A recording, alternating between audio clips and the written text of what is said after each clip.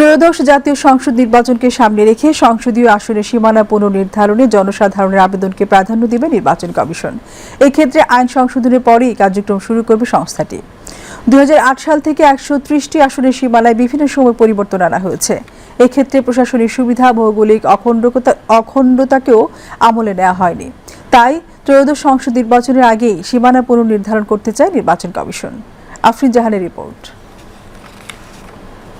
2008 সাল থেকে 2023 সাল পর্যন্ত 130টি আসনের সীমানায় বিভিন্ন সময়ে পরিবর্তন আনা হয়েছে। নির্বাচন কমিশনের তথ্য অনুযায়ী জাতীয় সংসদের 55টি আসনের সীমানা নিয়ে জটিলতা রয়েছে। এক্ষেত্রে প্রশাসনিক সুবিধা, ভৌগোলিক অখণ্ডতাকেও আমলে নেওয়া হয়নি। অনেক উপজেলার বাসিন্দা সংসদ সদস্য পেয়েছেন অন্য উপজেলার, ফলে সংসদ সদস্যকে পেতে যেতে হতো এক উপজেলায় আর প্রশাসনিক কাজে যেতে হতো আরেক উপজেলায়। এসব আসনের সীমানা পুনর্নির্ধারণের জন্য নির্বাচন কমিশনের কাছে এখন পর্যন্ত 360টিরও বেশি আবেদন পড়েছে। এসব আবেদনে অনেকে 2008 সালের আগের সীমানায় অর্থাৎ 2001 সালের সীমানায় ফিরে যেতে চান। নির্বাচন কমিশন জানায়, সংসদীয় আসনের সীমানা পুনর্নির্ধারণে জনগণের আবেদনকে প্রাধান্য দেবে ইসি। এক্ষেত্রে আইন সংশোধনের পরেই কার্যক্রম শুরু করা হবে। সীমানা নির্ধারণ সংক্রান্ত যে আইনটা আছে সেটাতে আমরা এই কমিশন মনে করেন যে সামান্য কিছু পরিবর্তন করে জিনিসটাকে আরো অর্থবহ করা যায় কিনা।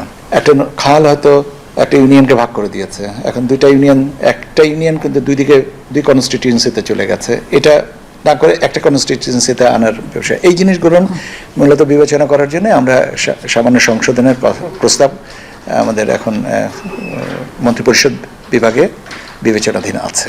আমরা যদি সংশোধনীটা পেয়ে যাই তাহলে আমাদের কাজটা আমরা তারপরে স্বাভাবিকভাবেই আমরা এখানে কাজের গতি পাওয়া যাবে।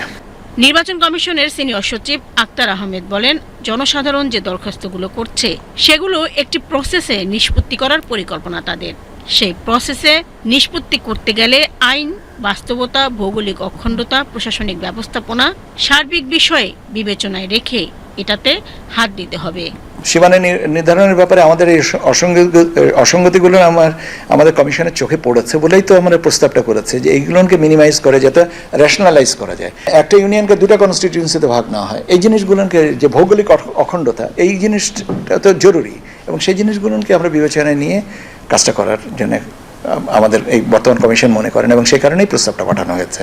আগামী ডিসেম্বরকে সামনে রেখে ত্রয়োদশ জাতীয় সংসদ নির্বাচনের প্রস্তুতি নিচ্ছে নির্বাচন কমিশন। সদ্যই শেষ হলো ভোটার তালিকা হালনাগাদের কাজ। এছাড়া অন্যান্য প্রস্তুতিও এগিয়ে নিচ্ছে ইসি। আফরিন জাহান, বিটিভি নিউজ, ঢাকা।